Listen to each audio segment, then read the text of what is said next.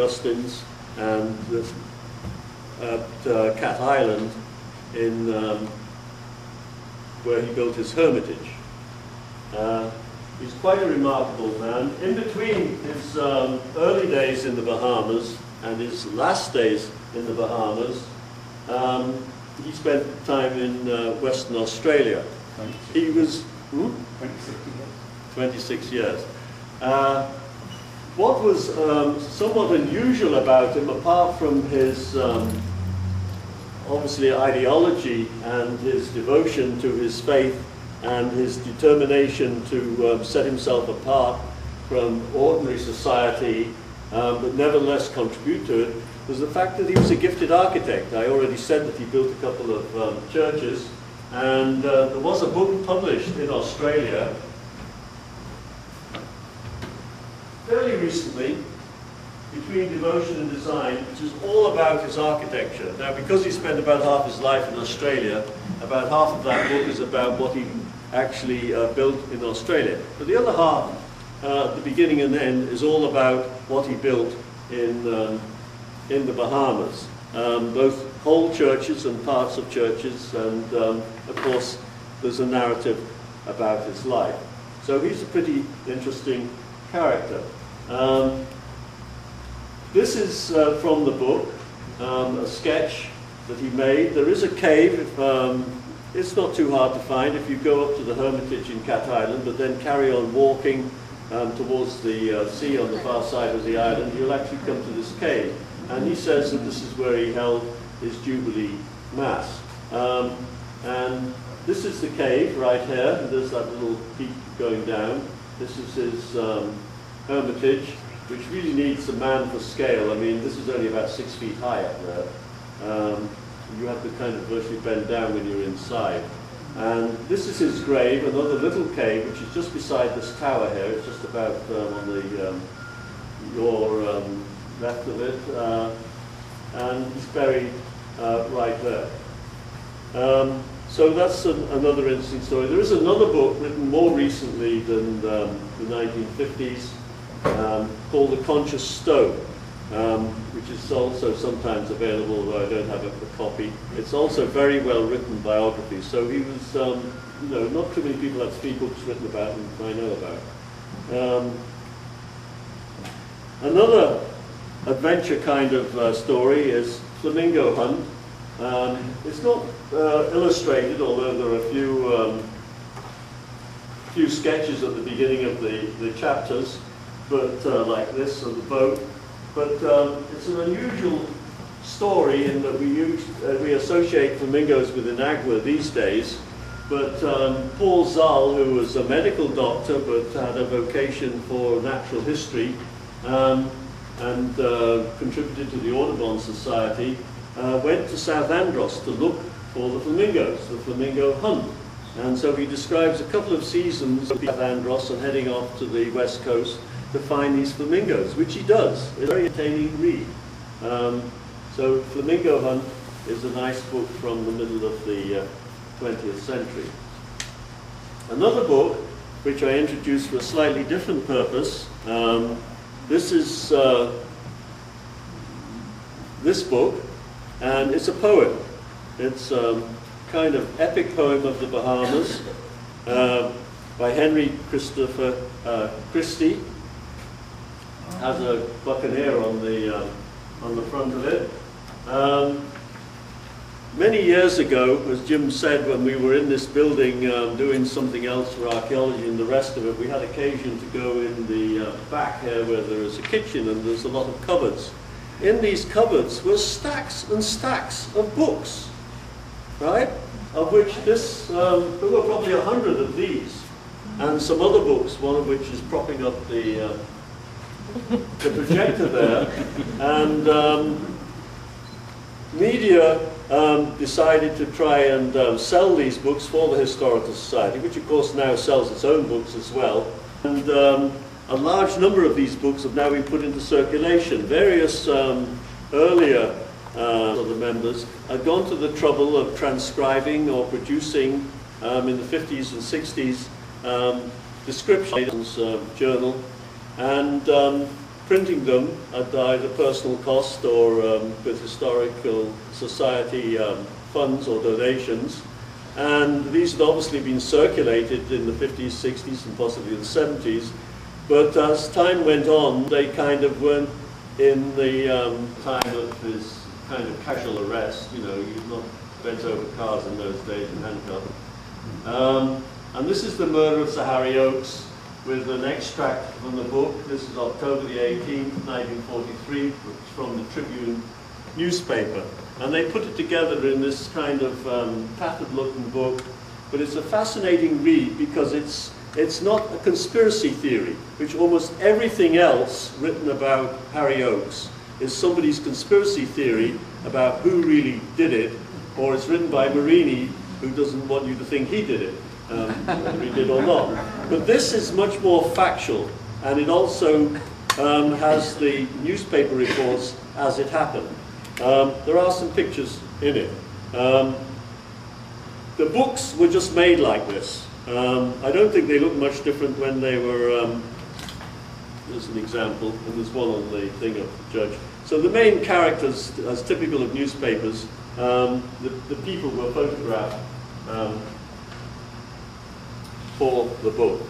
And just within our period, the first of the many books of the life and death of Harry Oakes, there are numerous ones, there's this one which is for sale. And that concludes the presentation.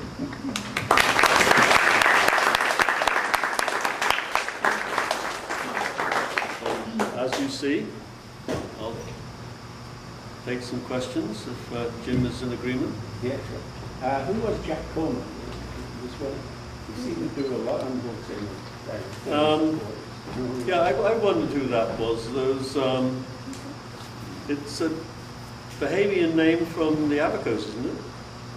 But I don't know who he was. I haven't researched that. And there's a Coleman Street here. Yes, yes. I'm not sure if there was more than one Culmer as well. There was a Jack and a John, I think, or it might have been just the same person with a nickname. Yeah. There were two Culmers in Dr. J.J.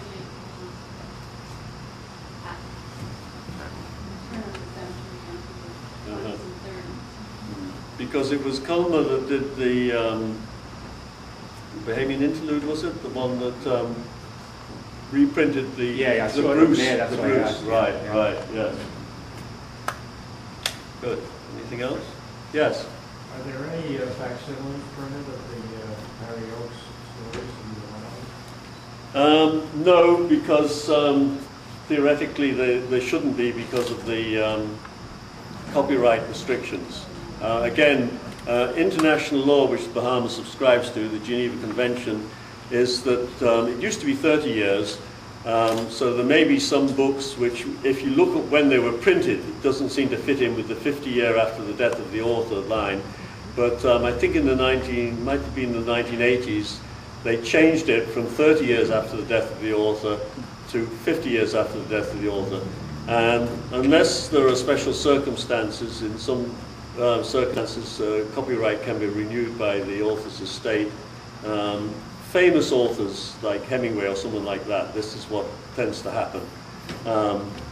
Although Shakespeare, you know, anybody can publish Shakespeare and anybody does, you know, for educational purposes, as play transcripts and so on. So in this case, the more recent books, you'd have to be careful because remember, we've now got the internet, and anything that you publish is going to appear on the internet, and there's no reason why the survivors of the author won't see what you've done. And they can take you to court in any country in the world because it's an international agreement. Virtually every country in the world is subscribed to it. So generally, but not exclusively, that is the case. And certainly with a very prominent story like Harry Oakes, I think it might be rather difficult. Remember that publishers also publish these books.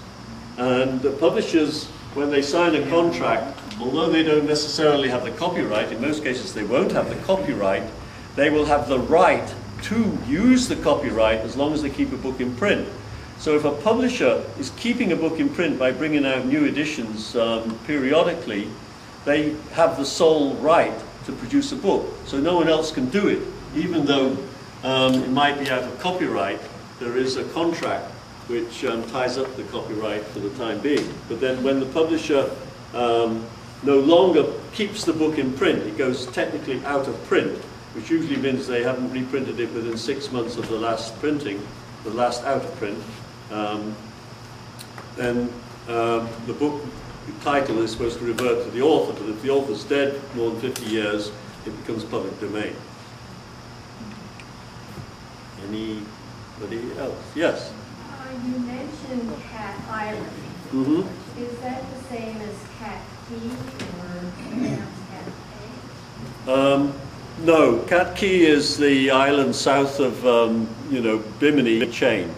And that's basically a private island now. It is inhabited. So that's way on the side of the Gulf Stream. And it's quite a small key. But as I said, it's kind of like it out there, a little landing strip. Yes. There is a book about it, by the way, that they produced.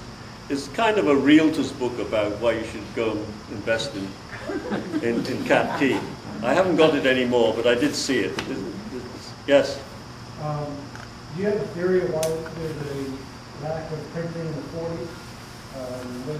Well, there was a war on, yeah. I think people had other things to do.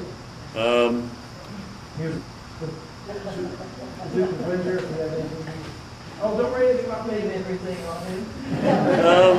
I don't think the governor could really have stopped people like Rosita Forbes from writing, or would have really wanted to. We do know that some of the theories about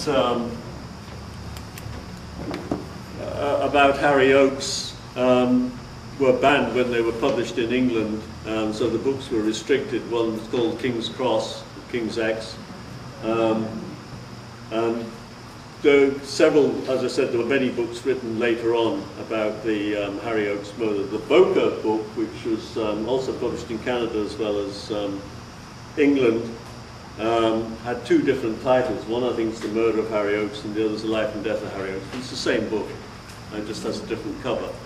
And that's also something that's not unusual with a popular book. If it's published in Britain and it's also published in the States, it may well have a different cover, even though the rest of the book is the same. Conspiracy of Crowns is an example of a much more recent book in what we were talking about, where there are two different covers for the book because two different publishers had the rights to it in two different countries.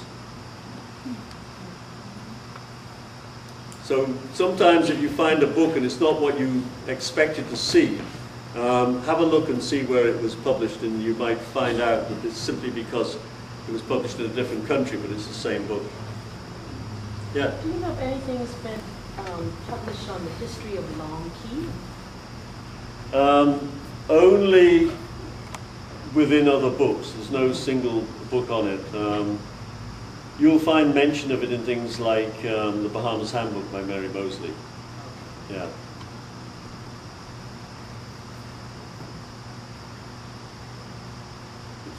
Any other questions, everyone?